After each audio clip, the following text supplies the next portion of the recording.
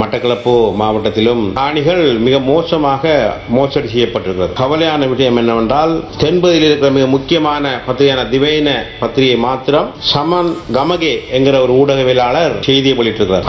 மட்டக்களப்பிலே அதிகாரிகளும் ஆயிரக்கணக்கான ஏக்கர் காணிகளை கொள்ளையடித்து வித்திருக்கிறார்கள் என்று. ஏன் தமிழ் ஊடகங்கள் வெளியிடவில்லை என்று தேடி பார்த்த பொழுது, இந்த மோசடிக்காரர்கள், அதிலும் குறிப்பாக இந்த நிறுவனத்துக்கு பொறுப்பாக இருக்கிற எல்ஆர்சியின் பதில் பணிப்பாளராக இருக்கிற சிவனேசகுமார் பிமல்ராஜ் என்பவர் மட்டக்களப்பு மாவட்டத்தில் இருக்கிற எல்லா ஊடகவியலாளர்களுக்கும் 10 போச் காணி வழங்கியிருக்கிறார். அந்த 10 போச் காணியை வழங்கி அவருடைய வாயடைத்திருக்கிறார். இதன் காரணமாக கொழும்பிலே இருக்கிற தமிழ் மொழியை பேச முடியாதவர்கள் தான் மட்டக்களப்பு மாவட்டம் சம்பந்தமாக ஊடகங்கள் எழுத வேண்டிய துப்பாக்கி நிலை மாவட்டத்தில் ஏற்பட்டிருக்கிறது. அதிலும் அந்த பத்திரிகை குறிப்பிட்டதின் அடிப்படையிலே ஏறாவப்பட்டு செங்கலடி பிரதேசத்தில் தான் மிக அதிகமான காணிகள் கொள்ளையடிக்கப்பட்டிருக்கிறது. அந்த பகுதியில் இருந்த பில்வரட்னம் என்பவர் டிஎஸ் ஆக இருந்தார். இதன் அடிப்படையிலே பார்லிமெண்டத்தில் முன்வைக்கப்பட்ட கருத்துக்களுக்காவது முடிவுகள் வர வேண்டும். இதற்கான விசாரணைகள் ஆரம்பிக்கப்பட வேண்டும். தீர்வுகள் பெற்றுக் கொடுக்க வேண்டும். மோசடி செய்யப்பட்ட காணிகள் மீள அரசாங்கம் பொறுப்பேற்று அதை நியாயமான முறையிலே உரிய மக்களுக்கு பகிர்ந்தளிக்க நடவடிக்கை எடுக்க வேண்டும். இதிலே வேதனை என்னவென்றால், இந்த பாராளுமன்றத்திலும் கடந்த காலங்களில் அமைச்சர்களாக இருந்தவர்கள் இப்பொழுது பார்லிமென்ட் உறுப்பினராக இருக்கக்கூடிய பணி குழாமில் இருக்கிற, முக்கியமாக ஏறாவூரில் இருக்கிற ஒரு அதிகாரியாக காணி பிரிவில் செயலாற்றுகிற சபிக் என்பவர் கூட மிகப்பெரிய காணி மாபியா ஏறாவூரில் இருக்கிறார். அவர் பார்லிமென்ட் உறுப்பினரை பணிக்குழாமில் இருக்கிறார். அது முன்னாள் பிரதி அமைச்சருடைய செயலாளராக செய்யப்பட்ட ரவி போன்ற பலரை நான் இங்கு குறிப்பிட விரும்பவில்லை. இருந்தால் சிலரை குறிப்பிட்டு ஆக வேண்டியிருக்கிறது.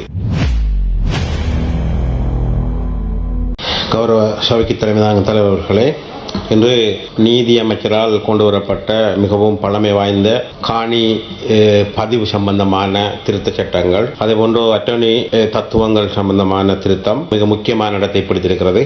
காலத்துக்கு தேவையான, இப்பொழுது எங்களுடைய பகுதிகளில் மிக பெரிய குறைபாடாக மக்கள் எங்களிடம் தீர்வுகள் கேட்டு நிற்கிறது. நீதிமன்றத்தில் அதிக வழக்கு இடம்பெற்றுக்கிற விடயங்களுக்கு தீர்வுகளை தேட முடியும் என்று நம்புகிறேன். அந்த அடிப்படையில் பூர்ணமான ஆதரவை ஆளுங்கட்சி எதிர்கட்சி வழங்குவது போல ஒரு நிலைப்பாட்டை இந்த பார்லிமெண்டத்தில் பார்க்கக்கூடியமாக இருக்கிறது. அந்த அடிப்படையில் இந்த சட்டம் விரைவாக அமல்படுகிற போது மட்டக்களப்பு மாவட்டத்திலும் பல மோசடிகள் தடுக்கப்படும் என்று நம்புகிறேன். முக்கியமாக எங்களுடைய மாவட்டத்திலே சிறிய அளவிலே காணி இல்லாதவர்கள் 5-7 பிள்ளைகள் உள்ள குடும்பங்களுக்கு 10-5 பேர் காணி இல்லாமல் அவர்கள் அலைகிற பொழுது மிக பெரும் செல்வந்தர்கள் அல்லது அதிகார வரம்புக்கு உள்ளே இருக்கின்றவர்கள், அதிகாரிகள் அல்லது எங்களது ஊரிலே சொல்வார்கள், வேலியே பயிரை மேய்வது போல நாங்கள் யார் சட்டத்தை பாதுகாப்பாக எண்ணுகிறோமோ அவர்கள் எல்லாம் சேர்ந்து களவாக மோசடி செய்து பெருந்தொகை பணங்களையும் அரசு சொத்துக்களை மோசடி செய்கிற சூழல் தடுக்கப்பட்டால்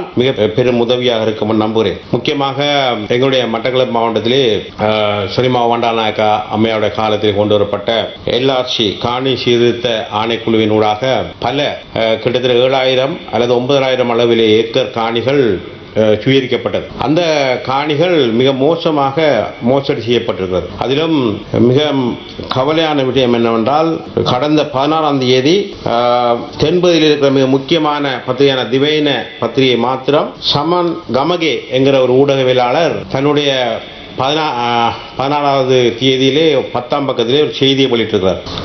மட்டக்களப்பிலே அதிகாரிகளும் ஆயிரக்கணக்கான ஏக்கர் காணிகளை கொள்ளையடித்து வித்திருக்கிறார்கள் என்று. அதை ஏன் தமிழ் ஊடகங்கள் வெளியிடவில்லை என்று தேடி பார்த்த பொழுது, இந்த மோசடிக்காரர்கள், அதிலும் குறிப்பாக இந்த நிறுவனத்துக்கு பொறுப்பாக இருக்கிற எல்ஆர்சியின் பதில் பணிப்பாளராக இருக்கிற சிவனேசகுமார் பிமல்ராஜ் என்பவர் மட்டக்களப்பு மாவட்டத்தில் இருக்கிற எல்லா ஊடகவியலாளர்களுக்கும் 10 போச் காணி வழங்கியிருக்கிறார். அந்த 10 போச் காணியை வழங்கி அவருடைய வாயடைத்திருக்கிறார். இதன் காரணமாக கொழும்பிலே இருக்கிற எங்களுடைய தமிழ் மொழியை பேச முடியாதவர்கள் தான் மட்டக்களப்பு மாவட்டம் சம்பந்தமாக ஊடகங்கள் எழுத வேண்டிய துப்பாக்கி நிலை மாவட்டத்தில் ஏற்பட்டிருக்கிறது. அதிலும் அந்த பத்திரிகை குறிப்பிட்டதின் அடிப்படையிலே ஏறாவப்பட்டு செங்கலடி பிரதேசத்தில் தான் மிக அதிகமான காணிகள் கொள்ளையடிக்கப்பட்டிருக்கிறது. அந்த பகுதியில் இருந்த பில்வரட்னம் என்பவர் டிஎஸ் ஆக இருந்தார். உங்களுக்கு தெரியும், காணி பதிவிலே ஒரு சிக்கல் வந்தால் அந்த காணியை இது அரச காணியா தனியார் காணியா, உங்களுக்கு தெரியும், யுத்தத்துக்கு பின்னர் வெளிநாடுகளுக்கு சென்றார்கள். அதுபோன்று 50 ஏக்கருக்கு மேலே காணி இருந்தால் அது தனியாருக்கு சொந்தமான காணியா அல்லது பராமரிக்கப்படாத காணியா அரச காணியா என்று பதிவாளர் குறித்த பிரதேசத்திற்கு அனுப்புவார். இதை எனக்கு ஒரு தெளிவுபடுத்தி அறிக்கை தரும்படி. அந்த அறிக்கையிலே இது தனியாருக்குரிய காணி என்பதற்கு எழுதுவதற்காக அந்த அறிக்கையை அனுப்புவதற்காக பல கோடிக்கணக்கான ரூபாய்களை கொள்ளையடித்திருக்கிறார்கள். கிட்டத்தட்ட என்னை பொறுத்த வரைக்கும் 2000 ஏக்கர் அளவிலான காணிகள் மோசடி செய்யப்பட்டு துண்டு துண்டாக விற்கப்பட்டிருக்கிறது. அதிலே கொழும்பிலே இருக்கிற மிகப்பெரிய பெரும் நிறுவனமான பல நட்சத்திர ஹோட்டலுக்கு உரிமையாளர்கள் கூட நூற்றுக்கணக்கான ஏக்கர் காணிகளை கொள்முதல் செய்திருக்கிறார்கள். ஆக நான் கவலை அடைகிறேன். இந்த மாவட்டத்தின் ஒரு அரசியல் பிரமுகராக எங்களுடைய ஏழைகளுக்கு அல்லது தொழில் முனைவர்களுக்கு தொழிலை செய்ய எடுக்கிற முயற்சிகளுக்கு ஒரு 5 ஏக்கர் அரசு காணியை பெறுவதிலே மிகப்பெரிய பாரிய சிக்கல் எழுகிறது. ஒரு ஏழைகள் தாங்கள் பயிரை செய்து ஒரு வீடு கட்டி வாழ்வதற்கு அரசாங்கத்திடமிருந்து உடனடியாக காணிகளை பெற்றுக்கொள்ள முடியாமல் இருக்கிறது. இவற்றையெல்லாம் ஊடகங்கள் சொன்னாலும் அல்லது பார்லிமென்ட்டிலே பேசினாலும் அல்லது கேள்வி எழுப்பினாலும் கூட குறித்த அமைச்சர்கள் கூட சரியான பதிலை கொடுப்பது கிடையாது. இவையெல்லாம் இந்த நாட்டிலே முன்னடியாக தீர்க்கப்பட வேண்டும். எங்கு பார்த்தால் லஞ்ச ஊழல் மலிந்து கிடக்கிறது என்கிறோம், லஞ்சத்தை ஒழிக்க வேண்டும் என்கிறோம். இன்று ஐக்கிய நாடு சபை வரைக்கும் லஞ்ச ஊழல் தலைவிரித்தாடுகிற நிலையை கோடிட்டு காட்டப்படுகிறது. அதிலும் லஞ்ச ஊழல் ஆணைக்குழு இன்று உறுதியான செயல்பாட்டை ஆரம்பிக்க முடியாத சூழல் ஏற்பட்டிருக்கிறது. இதன் அடிப்படையிலே பார்லிமென்ட்டில் முன்வைக்கப்பட்ட கருத்துக்களுக்காவது முடிவுகள் வர வேண்டும். இதற்கான விசாரணைகள் ஆரம்பிக்கப்பட வேண்டும். தீர்வுகள் பெற்றுக் கொடுக்க வேண்டும். மோசடி செய்யப்பட்ட காணிகள் மீள அரசாங்கம் பொறுப்பேற்று அதை நியாயமான முறையிலே உரிய மக்களுக்கு பகிர்ந்தளிப்பதற்கான நடவடிக்கை எடுக்க வேண்டும். இதிலே வேதனை என்னவென்றால் இந்த பாராளுமன்றத்திலும் கடந்த காலங்களில் அமைச்சர்களாக இருந்தவர்கள் இப்பொழுது பார்லமென்ட் உறுப்பினராக இருக்கக்கூடிய பணி குழாமில் இருக்கிற முக்கியமாக ஏறாவூரில் இருக்கிற ஒரு அதிகாரியாக காணி பிரிவில் செயலாற்றுகிற சபிக் என்பவர் கூட மிகப்பெரிய காணி மாபியா ஏறாவூரில் இருக்கிறார். அவர் பார்லமென்ட் உறுப்பினரை பணிக்குழாமில் இருக்கிறார்.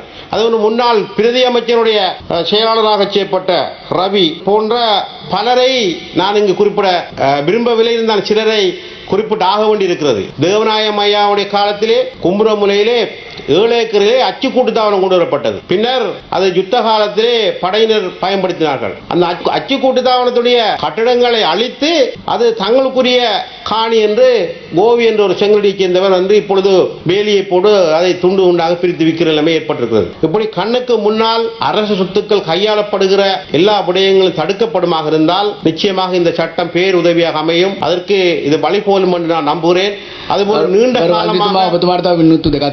காலமாக அதிகாரிகள் ஒரு இடத்தில் இருப்பது, பதிவாளர்கள் மாற்றப்படாமல் இருப்பது போன்ற பல விடயங்கள் எங்களுக்கு பிரச்சனைகளை ஏற்படுத்திக் கொண்டிருக்கிறது. ஆகையால் இந்த விடயங்களை இந்த சட்டம் மூலம் ஊடாக திருத்திக் கொள்வதற்கு சாதகமான சூழல் ஏற்படும் நம்புகிறேன். அதுபோன்று எங்களுடைய சக பார்லமென்ட் உறுப்பினர் இங்கு இல்லாவிட்டாலும் சுமத்திரன் அவர்கள் தாங்கள் பேசி வந்த மக்களுக்கு உரிமை பெற்றுக் கொடுப்போம், வடக்குகள் இணைத்துக் கொடுப்போம் என்று விஞ்ஞாபனம் வைத்தவர்கள் இன்று தங்களுடைய தலைவருக்காக சிறப்புரிமை சம்பந்தமாக பேசுகிற நிலைமை பார்லமென்ட்டில் வந்திருக்கிறது. அவருடைய சிறப்புரிமை பற்றி பேசினால் பரவாயில்லை, மற்றவருடைய சிறப்புரிமை சம்பந்தமாக தேவையில்லாத பேச்சுக்களையும் கடந்த காலங்களிலே நடந்தவற்றை எல்லாம் நினைவூட்டுவதும் போல பல விடயங்களை போலியாக பேசுகிறார்கள். அவர்களுக்கு என்னையும் அல்லது கட்சியையும் பிள்ளையானவர்களையும் குற்றம் சாட்டுவதுதான் அவர்களுக்கு இருக்கிற மிகப்பெரிய பிரச்சனை போல இந்த பாராளுமன்றத்திலே அவருடைய குரலை ஒலிக்க வைத்துக் கொண்டிருக்கிறார். ஆகையால் அவர்கள் திருந்த வேண்டும். ஏதாவது மக்களுக்கு அல்லது அவர்கள் கொடுத்த வாக்குறுதிகளை அல்லது 73 வருடங்களாக மக்கள் ஏமாற்றி வருகிற விடயங்களை ஏதாவது ஒரு சிறிய விடயத்தை செய்வதற்கு சுமத்திரம் போன்ற முயல வேண்டுமே ஒழிய மாறாக அவர்களுக்கு அரசியல் ரீதியாக சவால் இருக்கு என்பதற்காக வளர்ந்து வருகிற எம்மையும் கட்சியையும் அசிங்கப்படுகிற அவரது கருத்துக்களை கூறக்கூடாது என்பதனையும் கேட்டு முடித்துக் கொள்கிறேன். நன்றி.